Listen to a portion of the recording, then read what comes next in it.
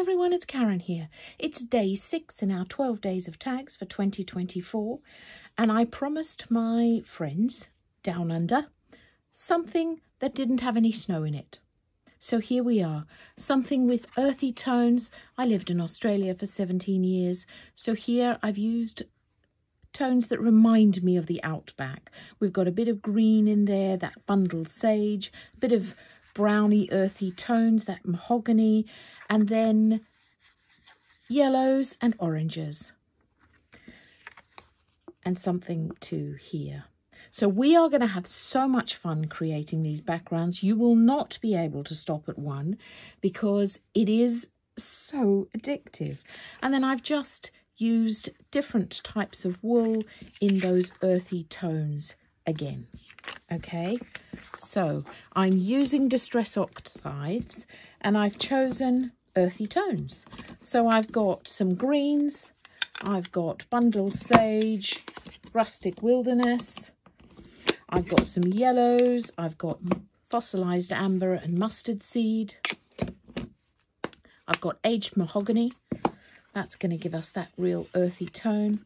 Got a bit of fired brick. That gives us a bit of a reddy tinge. And then spiced marmalade, which is the yellow orangey tone there. And then I've just embossed it with white embossing powder. For this one, I've used, again, something very Australian by Rachel Grigg.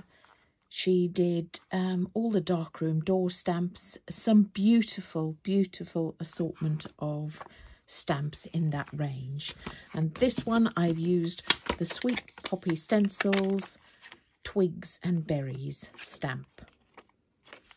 So we're going to get started. As I said, this is so much fun and you will not be able to stop at one. So I've already prepared 2. I will stop at 2 for this one because I've already made 3 of these because you can't stop. Okay, so the first thing I'm going to start with is my yellows. Got a bit of fossilized amber. I'm just going to smush it onto my mat like that. Now, the trick here is not to put too much water on it. So if I just put a tiny bit of water, you can see how it starts to bead. If I put too much water, it starts to really be diluted, creating bigger blobs of water, or puddles of water if you like, and you'll get much more of a smushy effect. So we're going to start with a bit of smushing. You see, that's what you get, right? And if here I pick up where I've beaded it, you will land up with, you're going to land up with a bit of beads. Yeah, can you see? You're starting to get those dots and spots. I'm just going to let that dry for a second and I'm going to see if I can pick up. Yeah, there you go. So you land up with that lovely spotty effect there. And that's, I'm just going to gently tap some of these. There we go. Look at that. Isn't that fun?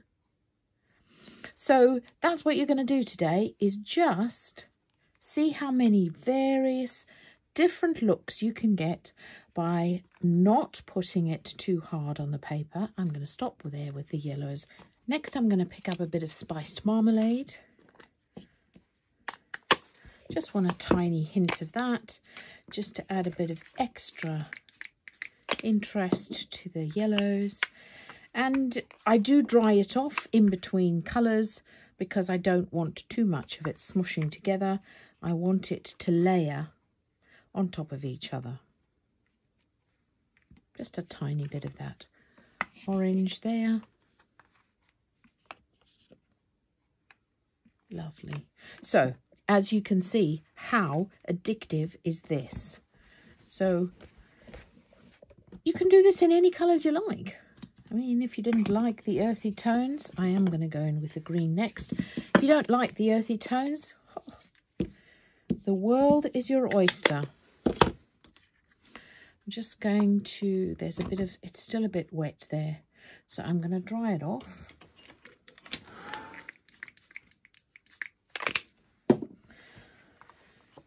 As I said, if you put a lot of water on it, it will get much more of a smushed effect. And littler water, you get those lovely little spots, if you like. Oh, I'm loving that.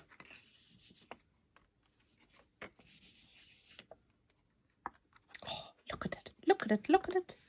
I'm just loving it. I feel like I don't want to put too much mahogany on this one, but I will, because that's what we're doing, earthy tones. I'm just going to dry this off. Now you do, because of all the heating, the tags do get a bit crumply and a bit wrinkled, but you know what? I just put mine in a little press that I've got. You can put them under some books or something heavy and they'll flatten out really quickly. So I'm going to go in with aged mahogany here. It's quite a dark colour. Gosh, I've got quite a juicy pad here, so a tiny bit. And because I don't want this too dark, I am going to put a bit of extra water on it so that you are landing up with big puddles there. And I'm just going to keep it to the edge of my tag, otherwise it's really going to overpower the tag completely. You see, I just want a tiny bit in the corners. There you go. Oh, love it. And the same, I might just do it down this side here. Oh. Who is loving that? Now, if you don't like it, you can just put a bit more water on it. I'm just going to finish off that edge. Yes, yes, yes, yes.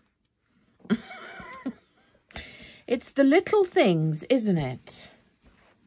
Right. Now, I just like, and now it doesn't matter whether you dry it off with, let it dry on its own, or if you dry it with a heat gun, you still get the same effect. What you do want to do is, because you want the layers building on top of each other, you really want to dry it in between each layer.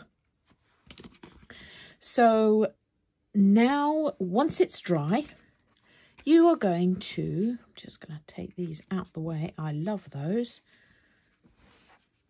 You're going to emboss it with white embossing powder. Now, I've shown you embossing 1,000 times, so I'm going to let you use your own imagination. I cannot wait to see what you make.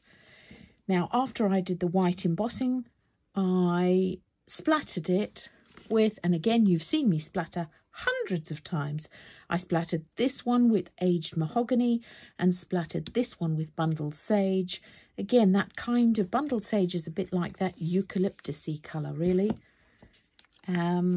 So, look, what fun. You will not be able to stop at 1 or 2. So, I cannot wait to see your makes.